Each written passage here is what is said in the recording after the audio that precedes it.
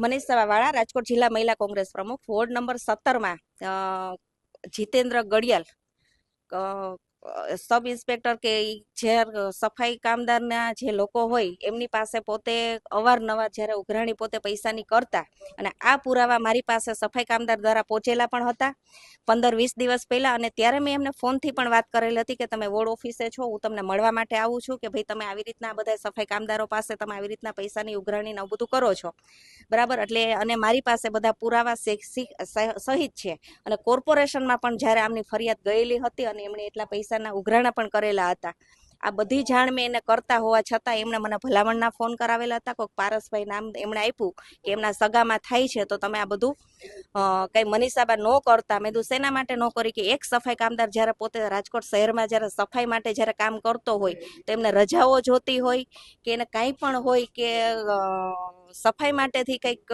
પ્રશ્ન બન્યો હોય તો આ ભાઈને કંઈક 2000 રૂપિયા દેવાના, 1000 રૂપિયા દેવાના, આવી રીતની રકમ બાંધેલી હતી.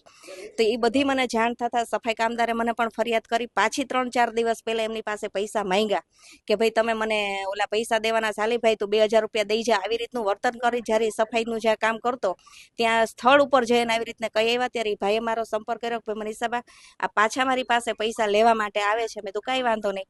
ત્યાર પછી મેં એસીપી ઓફિસે આર સોલંકી સાહેબને મળી કે ભાઈ હું પકડીશ પણ મારી પાસે એટલા બધા પુરાવાથી નહીં પકડાય, કે જે અધિકારીના કે કોઈ પણ રાજકીયના વખતથી જે પોતે ચાલતો હોય અને આ બધી વસ્તુ કરતો. એટલે મેં આર સોલંકી સાહેબને વાત કરી અને એમને જાણ કરી કે મેં તો આ રીતનું બધું છે, પણ આમાં આપણે ઊંડા ઉતરીએ તો આ કૌભાંડ કોઈ નાનું નથી પણ આ કૌભાંડ મોટું નીકળે. એટલે શનિવારે અમે સાહેબને મળ્યા, સાહેબે વાત કરી ત્યારે ઓલા ભાઈ જે સફાઈ કામદાર છે એમની પાસે માંગ્યા પૈસા, એમણે 1000 રૂપિયા એને આપ્યા હોતન. અને આજ સવારે એમનું સ્ટીમ ઓપરેશન કરેલું સોલંકી સાહેબ અને એમની ટીમે. તો હું પોલીસને એસીપી આર સોલંકી સાહેબ અને એની ટીમનો પણ ખૂબ ખૂબ આભાર માનું છું કે ખરેખર જો આ કૌભાંડ પકડાઈ ગયું છે અને આવા જ લોકો જો આવા ગમે રાજકીય હોય કે અધિકારી હોય એના દ્વારા જો આવા કૌભાંડો કરતા હશે તો આખા રાજકોટમાં કોઈ પણ જગ્યાએ થતું હશે એ ચલાવવામાં નહીં આવે અને આવી જ રીતે એમને ખુલ્લા પાડવામાં આવશે.